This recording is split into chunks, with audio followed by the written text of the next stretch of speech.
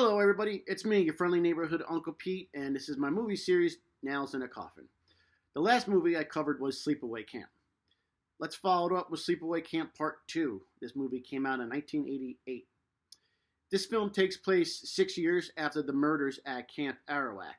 Now we're at Camp Rolling Hills, where campers are starting to disappear, bodies are starting to show up, and camp time fun is about to come to an end. This movie and the one that comes after, Sleepaway Camp 3, are way more comedic than the first one. It's more like a horror comedy, these two movies. And Angela is now played by Pamela Springsteen. Yes, the boss's sister. Also in this movie is actress Renee Estevez, sister of Charlie Sheen and Emilio Estevez. So, as I said, Angela is now played by Pamela, and she would play Angela again in Sleepaway Camp Part 3. But enough of that, we've got some nailing to do. First kill happens at 4.5 minutes in, and it is none other than Phoebe Cates to get killed. No, not the real Phoebe Cates. Fun fact about this movie, a lot of the characters' names are named after the Brat Pack from the 80s. So, this is Phoebe to die. She dies at 4.5 minutes in. She's at a late night campfire with a bunch of male counselors. She's not supposed to be there. And who shows up? It's Angela. She's a camp counselor now. And she's mad at Phoebe for being with the males late at night, and she takes her back to the female camp. On the way back, they get into an argument, and Phoebe and her split up. Next thing, Phoebe can't see anything, even though it's a bright moonlit night with a nice shot of the moon. Anyways, she can't see anything. She's calling for Angela for help because she's lost. She turns around. There's Angela, smacks her in the head with the log, killing her. And then Angela does something extra, cuts her tongue out. So, this kill, I'm only going to give, I say, 3 nails in the coffin. It was a surprise. As soon as she turned around, she didn't have a lot of time to react. But I don't want to give her 4 nails in the coffin yet because I haven't given 4 nails to any kill, and I want to save that for something special. So, Phoebe is going to get 3 nails in the coffin for her kill. Our next kill is going to happen at 19.5 minutes in, and it is Brooke and Jody Shulk, the Shulk sisters. So, Angela's looking for them in the woods. She finds them. Brooke is already passed out from drinking. Jody's making out with the boy. The boy runs off when he sees Angela, and then Jody rolls over and passes out. So, Jody shortly wakes up later, and as she sits up, she's tied to a fire pit, and she sees the charred remains of her sister, Brooke. She's got some marijuana joints on her. Angela then pours gasoline on top of her, has some smart-ass comments to make, and throws a match on her. And Jody burns to death. Real horrible way to die, but there wasn't much she could have done. She passed out drunk, woke up tired. She was screaming. She was struggling, but I'm not going to earn her for a full 4 nails, I should say. I'm only going to give her 3 nails in the coffin. I want to save 4 nails for a real epic death. Let's save that for something special. So, Jody, 3 nails in the coffin. Our next kill happens at 25 minutes in. Late night camp shenanigans going on. The boys do a panty raid in the girls' cabin. The girls want to get revenge by doing a jockstrap raid. So, the girls are now in the boys' cabin. They're pinning them down, putting shaving cream on them and whatnot. Everybody's having some fun. And Mad bares her chest for everybody to see. Angela walks in, sees what's going on. Obviously, she puts a stop to all the fun. And she's so angry, she kicks Mare out of the camp. They're driving home. They stop for some reason, just so Angela, I guess, could chastise her more. And Mare's upset. She's embarrassed. She doesn't want to talk about it. She just wants to go home. She's tired of being bullied and picked on by Angela. She reaches over the back seat, grabs a drill, and drills into her, killing her. I didn't see Mare just did one of those things you always see in horror movies where they just curl into a little ball and scream. Her arms were free. She didn't swing or punch or push or claw or do anything, even try and get out of the car. She just curled into a little ball, and Angela drilled her, so to speak. So she's only going to get 1 nail in the coffin because she really didn't do anything to stop. She would have had some time to at least defend herself some way. So, Mare is only going to get one nail in the coffin from good old Uncle Pete. Next to go is Anthony Michael Hall, and he gets it at 36 minutes in. Earlier in the film, we see Anthony Michael Hall and Judd Nelson, two campers, making costumes in an effort to scare Angela. Anthony Michael Hall makes a Freddy Krueger costume, and Judd Nelson makes a Jason Voorhees costume. They want to scare Angela. So they're in the woods late at night trying to sneak up on Angela. Anthony Michael Hall drops his razor blade glove, and as he's looking for it, Angela surprises him with the glove on and slashes him across the throat, killing him. I'm only going to give Anthony Michael Hall one nail in the coffin. Yes, he was taken by surprise. He didn't have a lot of time to react.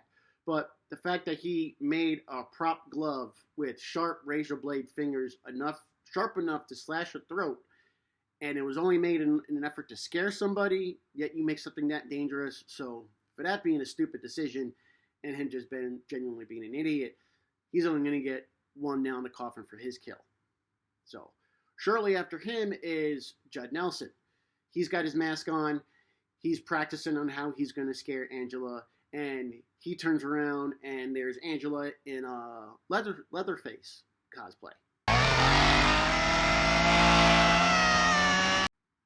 Nope, not that one. Yeah, that's better. So Angela surprises him in a Leatherface cosplay. He thinks it's his buddy Anthony, even though he had a different costume on earlier.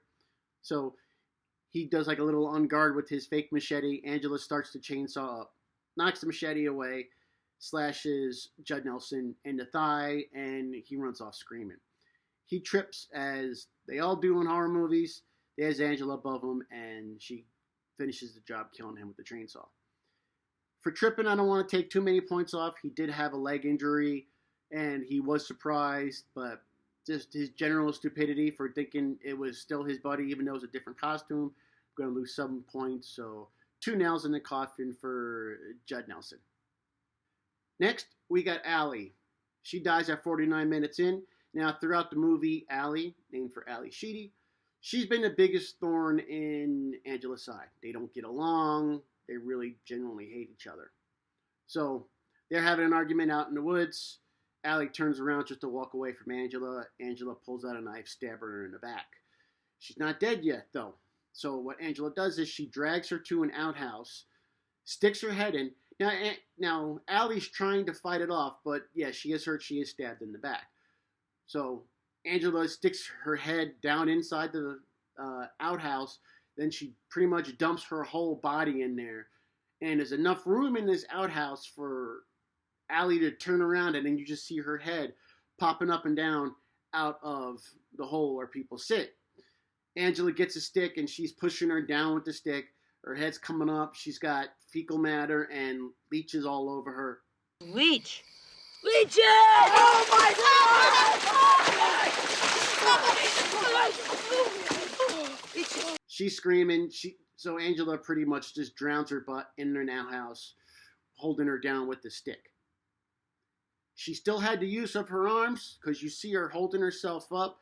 She didn't grab the stick or anything. Now, granted, yes, she was stabbed in the back, but she still had all of her motor functions, because you saw her arms as she's trying to stop herself from going in, and she's trying to pull herself up. But then she just kind of gave up. Now, I don't know if it was from the stab wound or whatnot, but she could have grabbed the stick. There's a lot more she could have done inside that really big outhouse underneath, I guess. So, since there was more she could have done, even though she was stabbed, Allie's going to get 2 nails in the coffin for dying a very, very horrible death in poopy leech-filled water. Demi Moore is next to go at 53 minutes in. Her and Angela are alone in the female barracks, and the interesting thing they did with the setting is you see a lot of bunks with the mattresses rolled up on, as if, hey, nobody's sleeping there anymore because Angela's killing them all, and she's just telling the head counselor that she's sending them home. But nice little attention to detail showing that these girls are all gone now. So Angela's in the cabin alone with Demi. Demi's brushing her hair. Angela's walking around the cabin looking for what can she use to kill Demi with. First, she grabs a wire hanger. No wire hangers! Then she grabs a boombox as she's going to smash her over the head with it. Nope, she's not going to use that. She decides what she's going to use. She takes a string off of a guitar, walks up behind Demi, and garrotes her to death. There wasn't much that Demi could have done. She was surprised. She had no inclination she was in any type of danger. So Demi's only going to get 3 nails in the coffin for being garroted by Angela. Shortly after Demi dies, our next character to go is Leah Thompson. She walks into the girls' cabin shortly after Angela finishes choking out Demi. As soon as she gets back to the cabin, Angela jumps out from behind a curtain with the knife in her hand. Leah just kind of looks at her in shock, saying, "I didn't do anything." But she doesn't turn or run or try and defend herself, and just like, "You're going to tell," just stabs her in the chest right away. She had time to move or do something. She just kind of stood there. So for just standing there, Leah Thompson is only going to get 1 nail in the coffin. By now, Angela has a hell of a body count, and she's been hiding all the bodies in this small abandoned shed in the woods. TC, one of the head male counselors, is looking for everybody because he can't find anyone. So he comes upon the shed. As he opens the door, he sees some of the dead bodies, turns around, Angela splashes him in the face with a coffee mug full of battery acid. This is battery acid, you slime! Had no time to react other than, seeing the dead bodies as soon as he opens the door, but you're in shock right away. He turns around, gets battery acid in the face, and he falls to the floor dying. Didn't have much reaction time, so I'm only going to give TC 3 nails in the coffin for his kill. Again, I'm not sure how corrosive battery acid is if it was thrown in a person's face. Not that I really would want to know, but I'll give TC a guess and 3 nails in the coffin. So also in the shed, Angela has Sean tied up, which is Molly's boyfriend. Molly is our final girl. Sean's tied up, and by now he figures out Angela's secret, and he calls her out saying, "Oh, you're Angela Baker from all those murders 6 years ago." This angers Angela, and she quickly chops his head off. Sean was tied up. He had no way to react, no way to move his head, really. He simply got his head chopped off as he was tied up. 3 nails in the coffin. I'm going to save that first 4 nails for something special. But Sean, 3 nails in the coffin, since once he was tied up, there was nothing he could do. Also in the shed, there are a bunch more off-screen kills. There are at least 5 additional bodies. All the counselors, pretty much everybody Angela has killed, and they're all inside this shed. So it really can't smell too good. So all these dead bodies are in the shed, and one of our last female counselors, Diane Lane, is looking for everybody. As soon as she walks into the shed, she's in shock at what she sees. Angela surprises her, stabs her in the gut, killing her very quickly. She didn't really have any time to react, Diane. She opened the door, saw the shock. She turned around and she was stabbed. 3 nails in the coffin for Diane, since it was such a surprise. And Angela pretty much really quickly stabbed her. She could have maybe pushed off and ran away, but that's why she's only going to get 3 nails. Okay, our final kill happens an hour and 15 minutes in. So this is where we're at in the story now. Everybody is dead except Molly and Angela. They're having a fight in the woods. Angela pushes Molly off this cliff. Molly falls down. She's unconscious. I'm assuming Angela is assuming that Molly is dead. So Angela walks away, and she's picked up on the side of the road by this truck driver. They start driving off. They're having a conversation. Angela doesn't like what the truck driver has to say and stabs her in the gut many times, killing her quickly. Truck driver didn't have a lot of time to react, but she's going to lose points for picking up a hitchhiker and not pushing or punching or doing anything with their arms as she's being stabbed. So the truck driver is going to get 2 nails in the coffin.